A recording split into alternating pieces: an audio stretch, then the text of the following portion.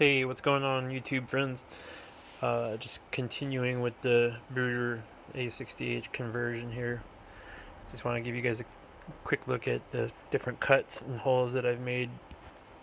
It's all there in the instructions, but it can be a little bit difficult to interpret, at least for me anyways, maybe not for other people, but anyways, I'll just show you really quick where I made the cuts and the holes. So for the hydraulics kit, one of the first things you got to do is you got to shave that apparatus so that you can connect the hydraulics and drill the appropriate size hole. I don't recall what hole size that is off the bat. Some of the holes you gotta drill, you need to drill that hole, another hole there, and a couple more holes there. These are all in the I'm not sure what you would call this, the part that links the bed to the wheels into the front cab. There's also holes in the back, that's for the lights, that's where the lights are going to run through. There's a couple more holes right there. So that's pretty much all the holes in this bottom piece.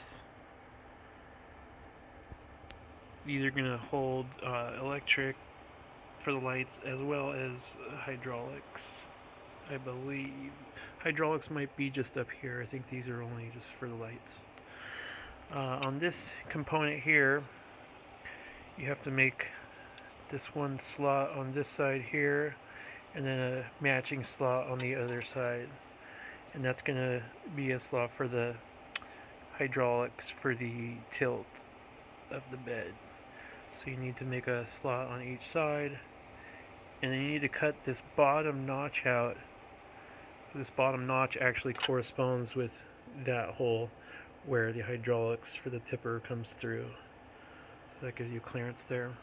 So those are the cuts you need to make on that piece. Just 3 cuts. 1, 2, 3. And then on this guy right here, this is the part that lets the bed rotate and the cab and bed articulate. You have to shave, there's some little apparatus there that you got to shave off to make it flush, and then drill the hole. Once again, I don't recall the appropriate size hole, but if you need to know, you can always ask. So you gotta, once again, shave those bumps off and then drill the appropriate size hole. And then you also gotta drill 2 holes down the center of the sucker, one on each side. And they said 8mm. The biggest I had was 6, so I used the 6 and then hogged it out more. So that works out well because it doesn't destroy any of the real integrity of this part. And that's going to be where the electrics and the hydraulics pass through up into the cab. So, and then of course you got the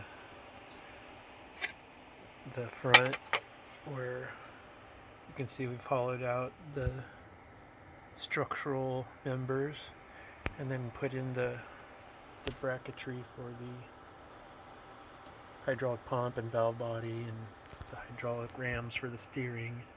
Oh, there's another hole. There's a 10mm or 3/8 over 2 for the entrance into the cab. This is where it's gonna pass from this part through those holes and then into the cab through that hole. So yeah, I just wanted to give everybody a little rundown, and it's kind of a willy-nilly video. Things are a mess, but I'm just putting this together and wanted to maybe make it a little bit faster for someone else that can just see right where the cuts are and go to town. Alright, let me know if you have any questions. Enjoy it. Stay safe. Merry Christmas.